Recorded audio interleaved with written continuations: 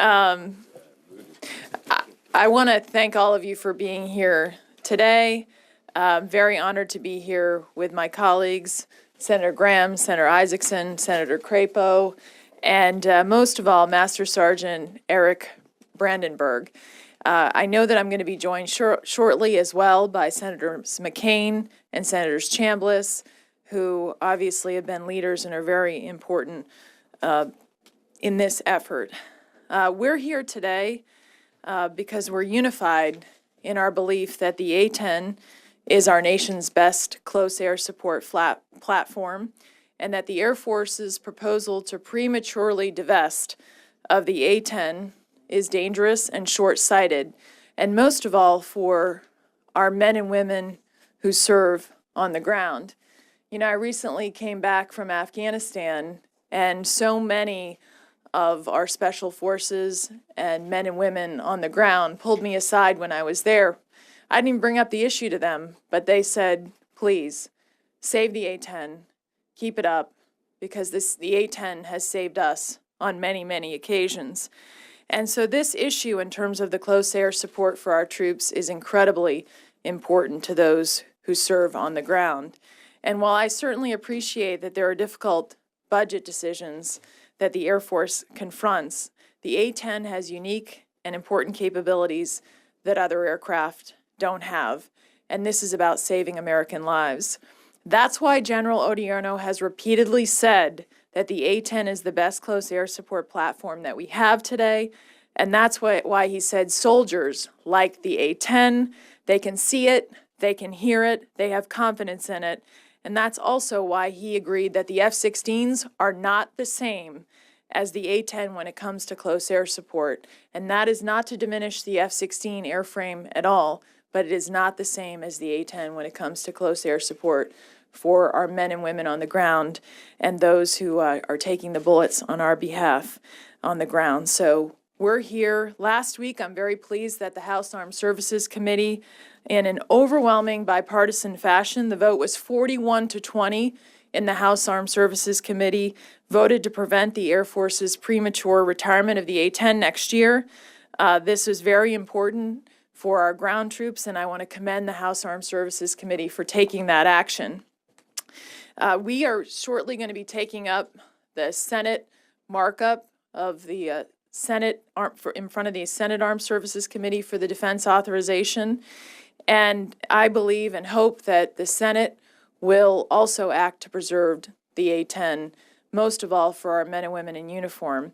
And I will tell you that yesterday I spoke to the chairman of the Senate Armed Services, Senator Levin, and he has said that he is committed to preserving the A-10 during this year's defense authorization. He believes that there needs to be a pay-for that is different than what the House came up with, and he is optimistic that the Senate committee we will work together to find an appropriate pay-for to ensure that the A-10 is preserved during this year's defense authorization. And so I'm very glad to have the chairman's support on this important issue, and I appreciate very much his leadership of wanting to support our men and women in uniform. But what brings us here today, I know we have a number of votes on the floor, so I'll move as quickly as I can, really to hear from someone who is an incredible servant of our country, Master Sergeant Eric Brandenburg, 20-year Air Force ground combat veteran and close air support expert, served as Joint Terminal Attack Controller, JTAC, and supported the 75th Ranger Regiment. From 2001 to 2008, he was deployed to Iraq and Afghanistan on virtually continuous rotations with the 3rd Ranger Battalion and the Ranger Reconnaissance Company. He earned a Silver Star Medal and 5 Bronze Star Medals for his actions during combat. We're honored to have Sergeant Brandenburg here. He really is a true American hero. And according to his Silver Star citation, during one combat engagement that lasted more than 72 hours, Master Sergeant Brandenburg engaged the enemy with his personal weapon while requesting and controlling up to 17 close air support aircraft at one time. This is one man. While in ground combat in Iraq and Afghanistan, Master Sergeant Brandenburg has requested, directed, and controlled close air support missions from every manned operational attack aircraft in the Department of Defense's inventory. He resides in Georgia with his family now, and I really want to thank Master Sergeant Brandenburg for being here with us today and turn it over to him because he has a few opinions about the A-10, and we'd like to hear about those because he's really been the guy on the ground that has been performing our close air support mission. Thank you, Master Sergeant Brandenburg. Thank you. Senators, thank you. This is really new to me. Special ops, we're taught to be quiet professionals. When I was presented an opportunity to fight for this aircraft, it was a no-brainer. I'm here because of that aircraft. I grew up in the early 90s, learning how to control aircraft from the A-10 and other platforms, F-16s, and you name it. So I got to see the technologies of the aircraft grow as well. A little bit about myself. I had the honor to be part of the initial stages of right after September 11th with the Ranger Regiment. We went over in 2001. I jumped into Iraq in 2003 with 3rd Ranger Battalion. I was on the Haditha Dam when we seized that. And I was also the primary JTAC during Operation Red Wings for the recovery of Marcus Luttrell and the fallen Americans up there. I really want to talk about the A-10 as an aircraft and the A-10 as a community itself. Those guys have a do what it takes attitude. There's a lot to be said about an aircraft that can fly low and slow. Not every aircraft has that capability to do that. Just physics alone that don't allow some aircraft to fly that slow or that low. They can visually acquire stuff for us. And much like the Marine Corps aircraft where their primary focus is their guys on the ground. With the A-10 is their primary focus, their guys on the ground. The proposal of replacing it with some of the aircraft we already have in inventory is really a bad idea, and I'll say that for a few reasons. In combat, seconds are minutes and minutes are hours. If you got a faster aircraft that takes longer to re-engage or longer to engage, sometimes it's over by the time they're able to come in for you. The A-10s having that ability to fly low and slow and engage in real time is really a game changer. No other aircraft we have can do that. No other aircraft we have trained to that standard. I don't think this should be a top-down fight. If our leaders don't listen to the troops fighting on the ground, they're going to fail. Leaders don't tell the troops what they need. The troops tell the leaders what they need, what they want. And then it's the leader's job to move heaven and earth and make that happen. Our troops need the A-10. If our government truly has our troops' best, our safety and best interests at heart, then retiring the A-10 wouldn't even be an option. Even considering retiring the A-10, in my opinion, is telling me and my brothers in arms that leadership is willing to trade politics over lethality on the battlefield. When I talk to my brothers in arms now that are still fighting, a common saying that we always tell each other, keep fighting a good fight. As I thank these senators and thank you guys for coming here, I'd also like to challenge the senators and the government, keep fighting the good fight. This is a good fight. This is a good fight. Thank you for your time, and Rangers lead the way. You certainly do lead the way. We're honored to have you here today. I'd like to turn this over to Senator Graham. Thanks for letting me follow that. I appreciate Idaho and Georgia sharing some of the A-10s with South Carolina. They don't know that yet. But the platform really has stood the test of time. I'm very proud of what the House has done to keep the A-10 in the inventory. This is a bad day for the Taliban and any other enemy of the nation that we may confront in the coming years. The idea of retiring this platform based on the F-35 coming online was not a good decision. There'll come a day when the A-10 will go into the Hall of Fame. That day hasn't arrived yet. We're still in very close contact with the enemy all over the world. And when you're in close contact, you want the A-10. So I'm very proud of what the House accomplished. Senator Ayotte, above all others, has fought for this aircraft. She has listened to the people on the ground, and this to me represents bottom-up leadership. What I like most about our country is that a United States Senator, the people behind me, have a chance to go into the theater and listen to the troops and take what they tell us back to the Congress, and it makes a difference. If you've ever wondered why we go to Iraq and Afghanistan as many times as we do, is to learn. And from this Sergeant Brandenburg here, we have learned from him and his colleagues the value of the A-10, and this is leadership in action. Thank you, Senator Graham. Senator Isaacson. Well, thank you very much, Senator Ayotte, for your leadership on this. I'll be very brief. Senator Chambliss and I represent Moody Air Force Base in Valdosta, Georgia. We were there a couple of weeks ago. The A-10 is an important mission at Moody Air Force Base. It's almost as important to Moody as it is important to our troops on the ground. This is a system for the American infantry, for the Marine Corps, and for the Army. The close air support it can provide is unmatched and unequaled anywhere. Just as one piece of side information, I was in Brussels about a month and a half ago for a briefing with some of the NATO officers who control troops in Afghanistan. The subject of the A-10 came up, and they wholeheartedly endorsed it as the best system for which they did not see a good alternative.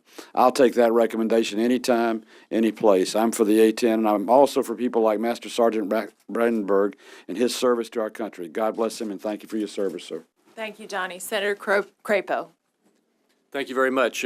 Kelly and the others who've spoken have already said it very well, and so I'll be very brief. The fact is that the premature retirement of the A-10 is simply not appropriate and not acceptable.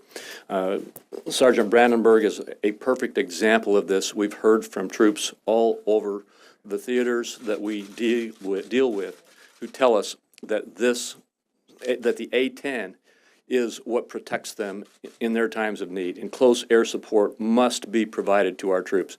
We have men and women of our great nation who we put in harm's way so that they can defend our freedom, and it's our obligation to make sure that we provide them the support that they need as they are in harm's way protecting this nation's freedom. And that is what we are learning, is what the A-10 battle is all about. Thank you. Thank you, Senator Crapo, and I want to thank my colleague, Senator Chambliss, for being here, who has been fighting to preserve the A-10 from the beginning as well, and I want to thank him for everything he's done. Well, thanks, Senator Ayotte, and thanks for your leadership on this point. I'll simply echo what Senator Graham said there. You know, all of us understand the difficult times that the Air Force is in. We imposed sequestration on them. We imposed tight budget times on our military, and while we've been trying to work our way through that, we put all of our branches of the military in a position of having to make hard and tough decisions. While we understand that, we also have to remember that it's the men and women like Master Sergeant Brandenburg here who we are obligated under the Constitution to do everything we can to protect. And when you go into theater, as all of us have on numerous times, whether it's Iraq, Afghanistan, or wherever, when you talk to those troops on the ground, they will tell you in no uncertain terms that the A-10 has saved lives time and time again. It's critically important that we provide the right weapon systems in the right venue to protect our men and women. Now, if you tell me today where our next conflict is going to be, we can tell you what weapon systems we need to either be saving, maintaining, or purchasing. But unfortunately, we don't know. When we have tried to predict that, we have been wrong in the history of our country 100% of the time. The A-10 is the best weapon system we have for providing close air support. Nobody disagrees with that, even those in the Air Force that have had to make this hard and tough decision.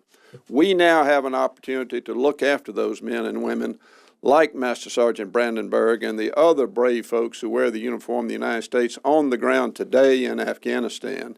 If we don't do that, we are not doing our duty. It's not going to be easy on our end to make this happen, but thank goodness we've got folks like these men and women standing with me today that are willing to stand up and say, look, guys, we know you had a tough decision to make. You made this decision several years ago, and we changed your mind then. We need to change your mind again now to make sure that our men and women have all of the weapons systems necessary to protect them during the time of any military conflict. And today, the A-10 is still a needed system. Thank you. Thank you. I want to thank my colleagues for their leadership. They've been incredible. And before we take questions, I know Master Sergeant Brandenburg has asked to say one more thing, and so I want to give him that opportunity. I apologize, and sometimes this kind of puts it into perspective. Before I came here, I've got 2 teenagers. My son's a big basketball fan, and I was trying to explain to him, well, you know, what are you going to go talk about? I said, well, they're going to try to retire the A-10. He's like, well, you know, aren't they getting the F-35 or, you know, what's that new jet? And I said, well, son, let's put it this way. Let's say you're on a basketball team and LeBron James is on your team right now. But I come to you and tell you, hey, you're going to need to retire LeBron James because Michael Jordan's grandson's in 3rd grade. He's like, well, what do I do till then? He's like, exactly. That's what I'm here to fight for. Thank you. Thank you. Questions? Senator Ayotte, Yeah. the connection's been made, both by Master Sergeant Brandenburg and others, that the A-10 helps special forces. We've got the situation in Nigeria where your colleague, Senator McCain, and I was going to ask him this question, we might have the A-10 deployed to help rescue the school kids. What's your position on the Nigeria potential deployment and, of course, the A-10's role? Well, first of all, the Nigeria situation's horrific, and I would have liked us to already be in a position where we would have sent special forces support in there. You know, obviously make sure we have ISR capability there as well. And if the president makes the decision to send in our special forces, I would hope that he would send in whatever airframe he needs to back up those special forces. And of course, one of those in his inventory would be the A-10, and we want to keep that in the inventory. Senator Levin yesterday said that the OCO offset that the House used was not legitimate. If you can't take OCO, where are you guys going to get the money for this? As I said, I spoke to the chairman yesterday. I appreciate and respect his position on OCO. I think the positive message that we have to say to you is there was an overwhelming vote in the House to say preserve the A-10. The chairman is committed to doing that in this year's defense authorization, and we are working with him to come up with a pay-for that does not use OCO, but stays within the current budget caps. And so I'll be working with the chairman to do that, and he believes he has some good ideas to do that. I don't think he's quite yet ready to put those ideas forth, but I think we will get it done. If he doesn't have it in the bill, are you going to propose an amendment? Where would the offset be then? I will offer an amendment if it's not in the bill, but I'm confident that I can work with the chairman on this. He believes in the A-10 and understands the importance of not having a gap in this mission, particularly in this defense authorization, and I appreciate his leadership on it. And I want to turn it over to another great leader, Senator John McCain. And if he refuses Senator Ayotte's request, he will have to hire someone to start his car in the morning. We have found we don't cross Senator Ayotte. Everything that has been said can possibly been said has already said it, but I do want to point out that we listen very carefully to the United States Army. They're the ones who need the close air support. They're the ones that are in grave danger without it. And General Odierno told the committee that the A-10 performed very, very well, and that he preferred the A-10 to other platforms in providing close air support. General Odierno also said that the A-10 he preferred over other platforms was obvious, and that the A-10, quote, has the guns, has the maneuverability, has the visibility that's important to provide those close air support for our soldiers. None of us here could have said it better. And then I'd like to just quote Secretary Gates, he said, in the 40 years since Vietnam, we have a perfect record in predicting where we will use military force next. We've never gotten it right. If you think about it, from Grenada to Haiti to Somalia to Panama to Iraq, twice to Afghanistan, to Libya twice, the Balkans, and so on. And I continue to quote Secretary Gates, in not one of those cases did we have any hint 6 months ahead of the start of hostilities that we were going to have military forces in those places. Obviously, if we did away with the A-10 capability, it would reduce dramatically the ability of the United States Army and Marine Corps from receiving what is a critical element in the battlefield equation. I want to thank all of my colleagues for their support. I am confident that we will succeed in adopting the House provision, and I'm very appreciative of the fact that there is such widespread support, particularly from present and former members of the United States military. Thank you. Do you have time for one more question? I do. One more question, then we got to go vote, so we'll. Really quickly, while you're all here on the VA scandal, is the administration doing enough? I know that Chairman Miller over in the House has called for the creation of a bipartisan commission to look into these revelations. I mean, what are your thoughts on the administration's actions? Well, my opinion is that the administration is now reacting to what is a burgeoning scandal. Literally every day there's a new allegation from some VA facility anywhere in the country. The question, I think, is what should have been done ahead of time to prevent this, what needs to be done now to stop it, and we need to put every policy option on the table because clearly the system is not working. And one of those options is provide the veteran with the flexibility of finding health care where that veteran believes that they can best receive it. In our state of Arizona, someone has to go have a veteran has a routine medical requirement, gets in a van and rides for 3 hours. Why shouldn't that veteran be able to go to that health care facility right there in his home or in his neighborhood or his hometown? So we need to look at all the options. I think it's clear the system is broken and we need to fix it, and that fix is long overdue.